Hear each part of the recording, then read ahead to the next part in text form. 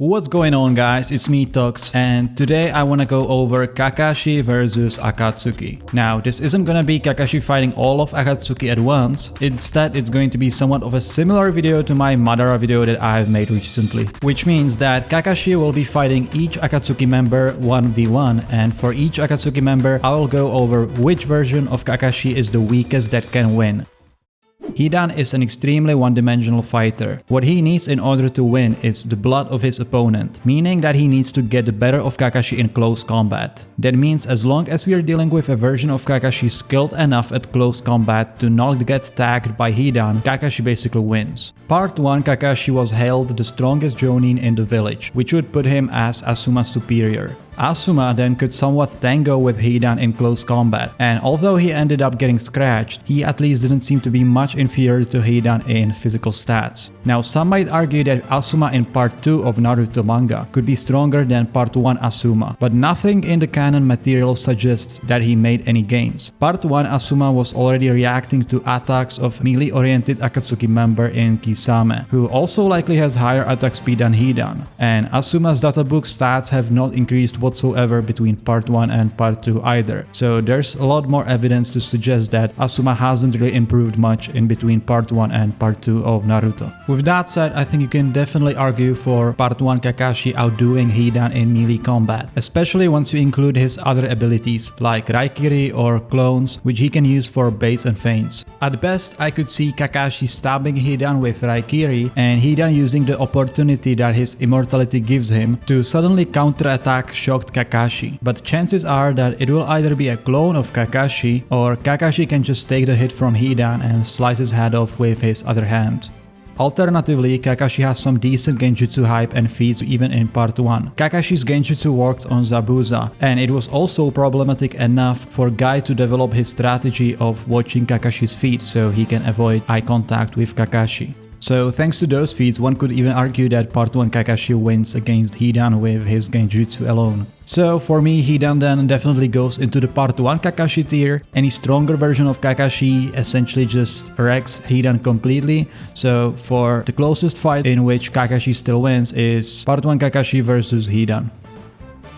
Sasori starts his fights with Hiruko Puppet, and it's honestly hard to even think of a version of Kakashi that would go down to Hiruko's attacks. You would have to be picking between like kid versions of Kakashi, perhaps the one before he even gets his Sharingan. I mean, the needles, which are its scariest attack, were being dodged by Chiyo whilst she was looking over her shoulder at Sakura, since she was controlling Sakura with chakra strings. By the way, in anime they even closed Chiyo's eyes during this scene and made her dodge all the needles like practically Matrix style, making Sasori, my man, look even more pathetic. Anyhow, Kakashi can deal with all of these attacks either with an earth style wall or a water style one, or just by simply digging underground. The last option is actually the best as it allows Kakashi to follow up with an attack from below the ground. Now a quick little side tangent. Sharingan gives its user some level of X-ray vision. It's obviously not on the level of Byakugan, but it still exists regardless. Therefore, it's not far-fetched to assume that Kakashi will be able to see through Hiruko, and he will notice the chakra of Sasori hiding within it. And he might even probably notice that Sasori does not have an ordinary chakra network like your average human, but all of his chakra is instead concentrated in his chest area. So going back to where we were, as soon as Kakashi digs underground in response to Hiruko's attacks, he might just pop out of the ground below Hiruko and take him out with Raikiri, focusing that attack onto Sasori's chest area that he notices with his Sharingan. And the fight would honestly just end there. Given Kakashi's cautious nature and his habit of relying on clones to engage his opponents, and applying that here where Kakashi also should notice there's poison on the weapons with his Sharingan that gives him precise vision, which would make Kakashi even more cautious in his approach to this fight, it's likely that the Kakashi who attacks Sasori from below the ground wouldn't even be the real Kakashi. So even if Sasori manages to dodge the Raikiri, jumps out of the broken Hiruko puppet, a real Kakashi would just get him with a no presence, no sound Raikiri from behind.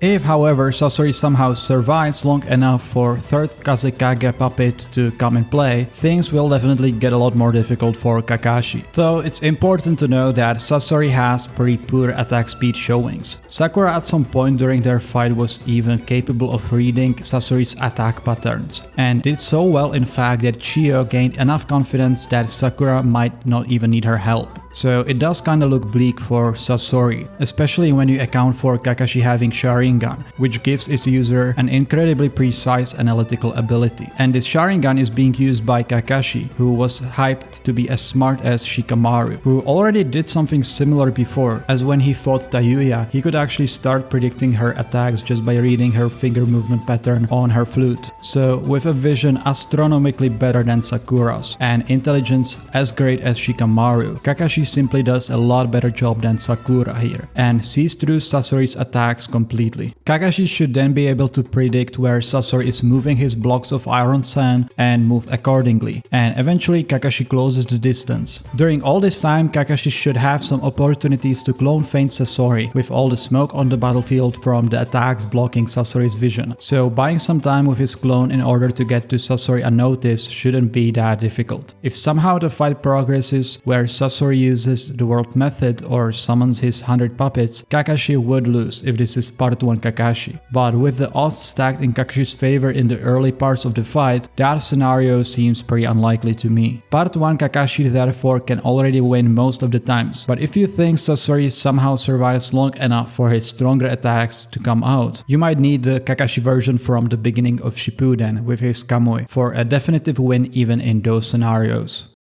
KAKUZU is one of the easier Akatsukis to scale for the purposes of this video. We have Kakashi from Immortal's arc outright stating that he could have beaten KAKUZU by using Kamui, although he admits that he would end up in a hospital afterwards. Keep in mind that this statement was made after a pretty long fight where Kakashi had to pretty much babysit Ino, Choji and Shikamaru, all while fighting off KAKUZU and Hidan in a 1v2 at some points of the fight. So in a 1v1 against KAKUZU, fresh Kakashi from this arc could probably take out KAKUZU with Kamui with just a mid or high difficulty at most. Now the question obviously is, can we pick a weaker version of Kakashi who can still win? It's honestly pretty difficult to answer. KAKUZU seems pretty fast, even capable of taking out Kakashi from Immortal's arc by surprise with his speed. With multiple masks floating around and using ninjutsu that Kakashi has to either evade or counter, it's going to be quite hard to find an opportunity to focus on KAKUZU and take him out with Raikiri. Genjutsu outright probably won't work, as Kakashi did not even bother using it in a 1v1, although he had some decent opportunities for it. So Kamui here really seems like a must. Kakashi at the beginning of Shippuden can already use Kamui at a pretty insane speed and scale, as he warps away the entirety of Deidara's clone's explosion, and the explosion didn't just span across a wide area, but it was also pretty damn fast, as Team Kakashi and Team Guy were practically helpless against it. So if Kakashi just warps KAKUZU's head away, the masks probably won't be able to revive KAKUZU, as they just provide him with extra lives but can't really heal his damage, it seems. However, taking out KAKUZU and then dealing with the 4 masks after that might be too taxing for this version of Kakashi from the beginning of Shippuden. So Kakashi's best bet is to bait KAKUZU into fusing with his masks and then teleporting KAKUZU's entire body with the masks to the Boxland. KAKUZU then sits at the tier of beginning of Shippuden Kakashi, as Kakashi just needs Kamui in order to deal with him, but the first time we've seen him use Kamui is already good enough for this fight. Deidara gets pretty underrated in the fandom, with people scaling him below Sasori and such, but even in the arc he gets introduced in, his feats are pretty wild. Deidara feints Naruto and Team Guy who are chasing him, all while he's armless and without his clay. Kakashi and Guy couldn't even avoid the explosion of Deidara's clone, all that despite an early warning from Neji, and Guy trying to move away prior to its detonation. In the end, they had to rely on Kakashi's Kamui to survive. Now obviously Team Guy and Kakashi weren't 100% as they were quite exhausted. But are you seriously going to bring that up when I'm talking about armless, almost clayless Deidara, who hasn't even slept since his last fight where he had to use some trucker exhausting moves, as he had to then focus on sealing a tailed beast for 3 days straight. Seriously? Okay. When it comes to speed, Deidara's speed scaling is also quite decent. His clay clone reacts to version 2 Cursed Seal Sasuke with Chidori, and his real self even dodges when base Sasuke tries to blitz him. His flight speed on the other hand is comparable to Onoki's flight speed, which is also quite decent. As for how this fight against Kakashi goes, Deidara is likely to jump on a bird and get into a safe position, as that's his MO according to Onoki. Plus, it's what we've seen him doing against both Gaara and Sasuke. At that point, according to Kakashi's own words and actions, he has to rely on his own long-range technique, Kamui. But this time he won't just be chasing Deidara, but actually fighting him directly, meaning that he also needs to survive the onslaught of C1, C2, potentially even C3 or C4 coming from above. Kakashi will figure out that Deidara uses Earth style early on, thanks to his Sharingan, as we've seen with Sasuke. That means that Kakashi will be able to neutralize some of the bombs with his lightning release techniques. The problem is that Kakashi would need to make contact with every single clay bomb before it detonates, which is going to be pretty tough if he was doing that with just Raikiri. For that reason, I think you need Pain Arc Kakashi, who has shown the ability to use lightning style techniques even at mid-range. This version of Kakashi also has a really impressive clone feint feat. As he clone feints Pain, this should allow Kakashi to actually clone feint even Deidara. I should also mention that Genjutsu here is obviously a no-go due to Deidara's special eye counter. With Pain Arc Kakashi, the fight would probably go something along these lines. Kakashi keeps neutralizing the bombs or even dodges some while looking for an opportunity to make a clone while the original hides. Then the clone either gets hit by something or just sacrifices itself to create an opening, and the original Kakashi snipes Deidara's head off with Kamui. And that's pretty much it. Deidara can still win if C3 come out before that, but honestly I just don't see why Kakashi should be taking this long before he can pull off the strategy I just talked about. Pain Arc Kakashi is the one for the job here, and he wins most of the times around mid-diff.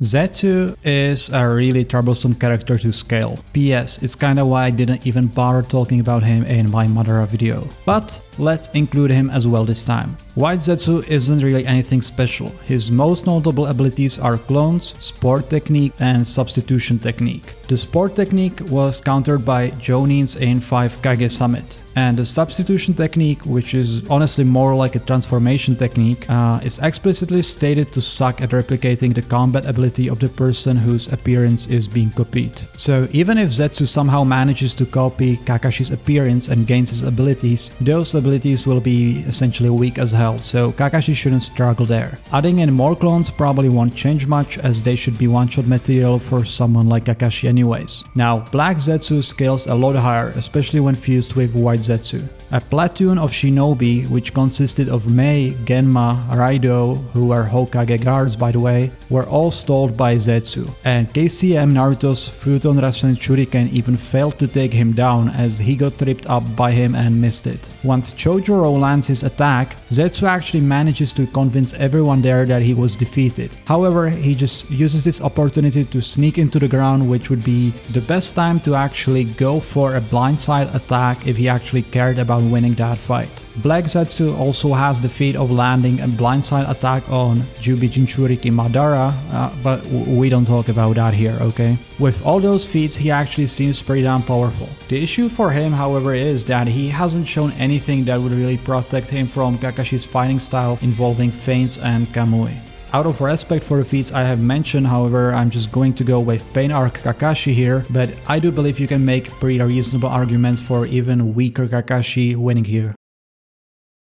Part 1 Kakashi was portrayed as someone who would give Kisame some trouble, but this is pretty outdated as Kisame might have gotten a lot more powerful since then. You would be hard pressed to argue in good faith that Kisame, with his feats against Killer Bee, is the same Kisame who thought he's an ant compared to Sanin, or who would have a hard time against Part 1 Kakashi. Kisame tanked version 2 Killer Bee's Lariat, as well as react to it with Samehada, so that already rules out any version of Kakashi who doesn't have Kamui, as Kisame can just deal with his best attack the same way he has dealt with Lariat. You could imagine a winning scenario even for Kakashi without Mangekyo. For example, he sneaks behind Kisame and gets his heart with Raikiri, but with Kisame's feats of reacting to version 1 and 2 Killer Bee, it's really hard to imagine someone like Part part 1 Kakashi breaking line of sight for that long without Kisame using one of his large-scale techniques that would make landing a hit a lot more difficult for that Kakashi. So overall, unless this is War Arc Kakashi, Kisame can handle Kakashi's base arsenal really well. And the moment the battlefield is flooded with water, either through Shocking Wave or Water Dome, Kakashi is gonna get quickly put into a really bad spot unless he's got Kamui.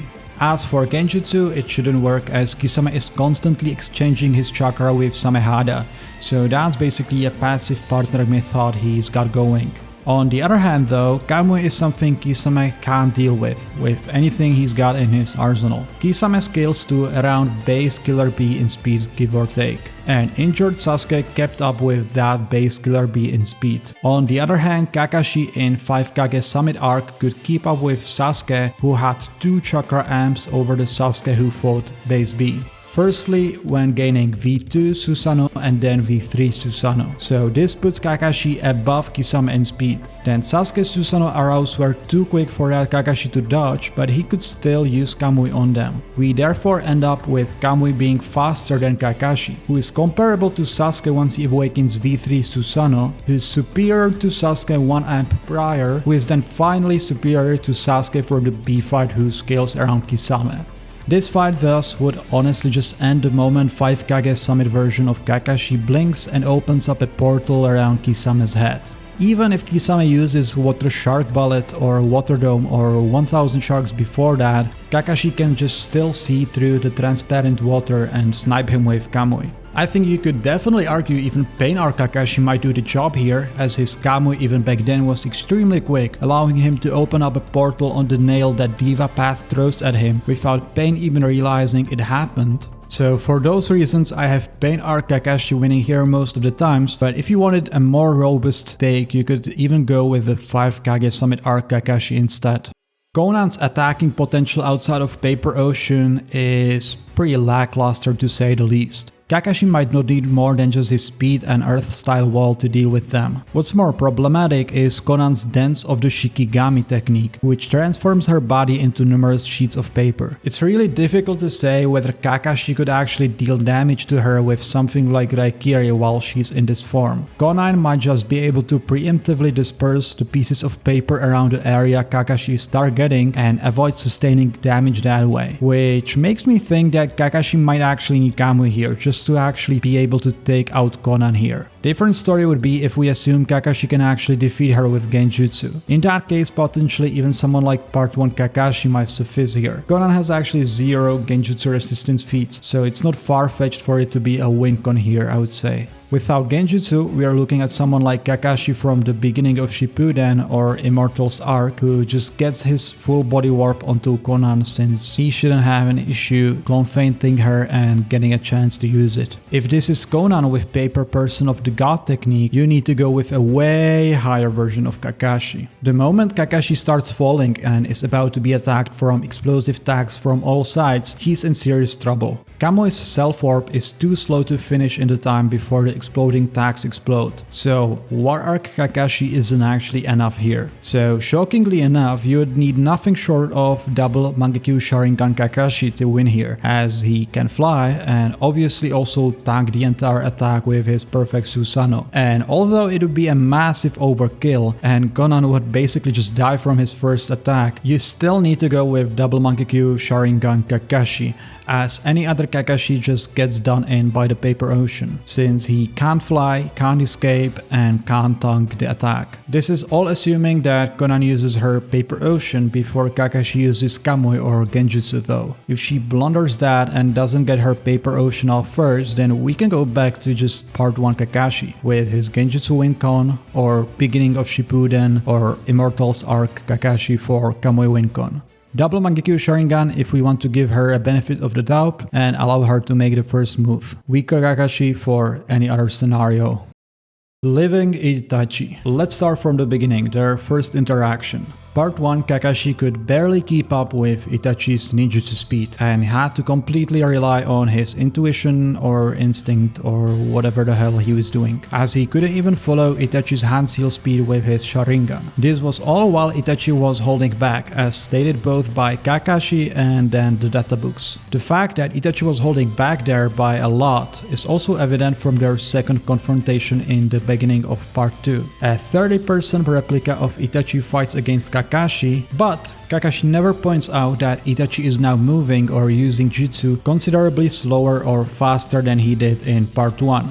This points towards Itachi in Part 1 probably also operating at around 30% of his power at best, as Kakashi couldn't distinguish the performances from each other. Itachi at 100% could therefore take out all versions of Kakashi from Part 1 up until Immortals arc fairly quickly, just with his speed and regular abilities. The first time you can argue Kakashi had some solid speed feat that would allow him to compete with Itachi in speed is in 5 Kage Summit arc. I have already touched on that in the Kisame section, but I'm basically just talking here about Kakashi's speed feats against Sasuke, as well as him reacting to the Susanoo arrow. With Kakashi finally being able to keep up with Itachi, let's look at how he does when we introduce Mangekyo to the equation.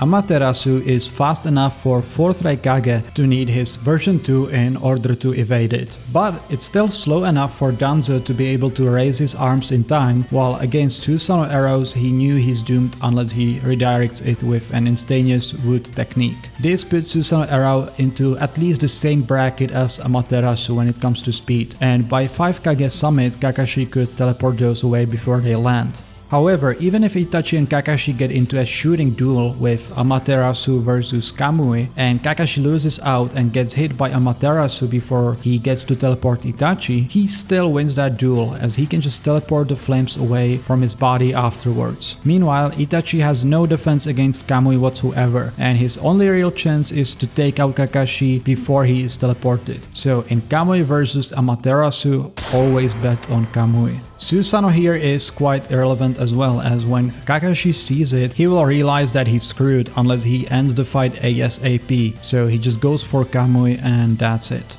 Tsukuyomi probably shouldn't be a factor either, as Kakashi is a Mangekyo user and by late part 2 he has mastered his Sharingan to an extent where it's hard to imagine that he would be completely helpless against it. Last but not least, Itachi could probably also use Izanagi, as I've been reminded by a nice commenter in my last video. So given that Itachi knows about Izanami, knows all about Izanagi, and Izanagi was never some super exclusive jutsu by Uchiha standards in the first place, so it's honestly almost certain that Itachi can use it as well. But since he doesn't have Senju DNA, which greatly improves upon it, Itachi's Izanagi might just be a very weak version, allowing him to just rewrite reality from the last few seconds. With Kamui being as fast as it is, Itachi might not even be given an opportunity to use it honestly. So Izanagi's potential to shake things up here probably doesn't materialize. Anyways, with that said, 5 Kage Summit arc Kakashi can probably win majority of times, but I can see people choosing War arc Kakashi instead, with significantly better Kamui and speed feats together forming an even more convincing case here.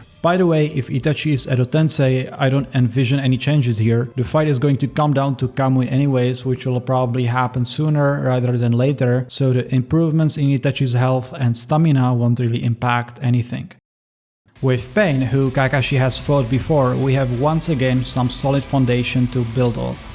Kakashi admitted taking on 2 paths was already so difficult that it was impossible for Kakashi to imagine taking on all 6 at once. This assumption of Kakashi, however, paints a pretty inaccurate picture. I often see people using it to downplay Kakashi, saying that, oh, if Kakashi fought 3 paths or 4 paths instead of just 2, he would have been wrecked instantly. However, these people forget to account for the fact that Kakashi fought Diva and Asura path, and these 2 make up for more than half of Pain's combat potential.